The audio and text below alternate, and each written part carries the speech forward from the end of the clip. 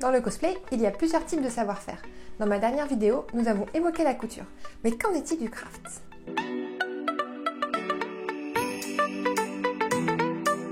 Bonjour à tous, moi c'est Kélis et dans cette vidéo, je vais vous parler des outils indispensables pour débuter le cosplay côté craft ou armure, ainsi que des petits bonus qui peuvent nous changer la vie.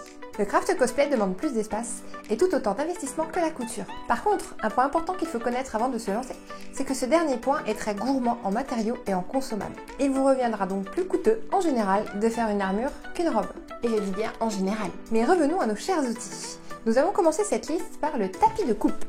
Qui dit craft dit forcément qu'on va couper des trucs. Il y en a de toutes les couleurs et de toutes les tailles. Le prix peut vraiment varier, mais il y a plusieurs avantages à en prendre un. Évitez que votre table ne soit lacérée par les coups de cutter, et j'en passe. Mais également, moins user vos lames. Il a donc une double utilité. Si toutefois votre budget est très serré, il existe une astuce. La planche de bois en contreplaqué, 5 mm. L'avantage est que le bois est très souple. Il fait le même travail qu'un tapis de coupe pour 10 fois moins cher. C'est également très léger. Le deuxième outil indispensable, ce sont des cutters. Et là, pas de raccourci. S'il y a bien une chose où il ne faut pas faire d'économie, c'est sur ce dernier.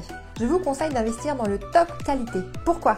Car vos mines vous diront merci. Pour crafter, il faut des doigts. Sans doigts, pas de craft. Pas de craft, pas de cosplay.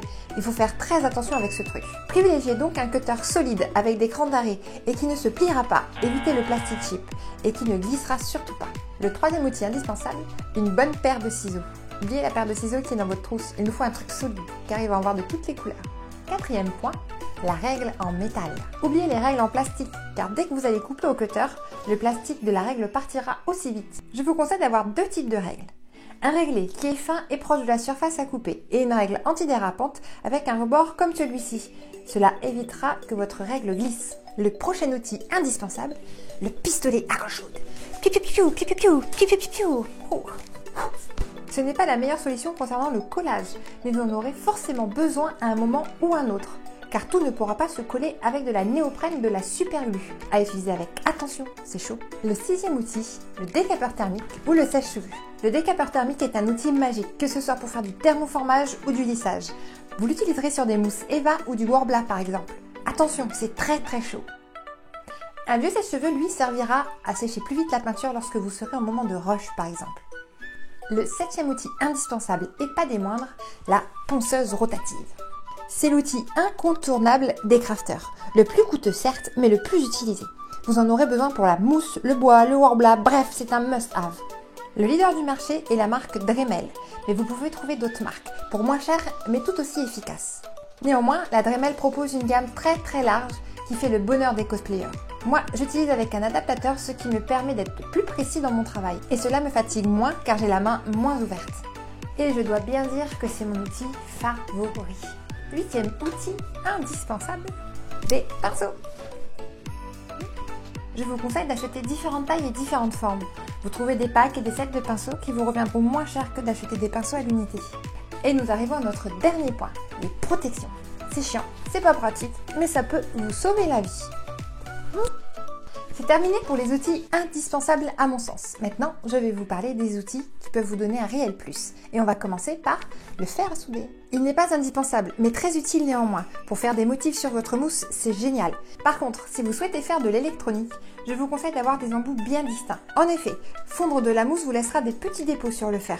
Pensez donc à bien différencier les embouts et en garder un spécialement pour la soudure et l'autre pour la mousse. Deuxième outil, l'aérographe. Avec cet outil, vous allez peindre comme un pro. Ce sera votre deuxième plus gros investissement. Peindre au pinceau laissera des traces. L'aérographe vous permet de supprimer ces traces, mais également de faire de jolis dégradés de couleurs. C'est plus smooth. Ce sera donc un level up utile si vous souhaitez perfectionner votre peinture.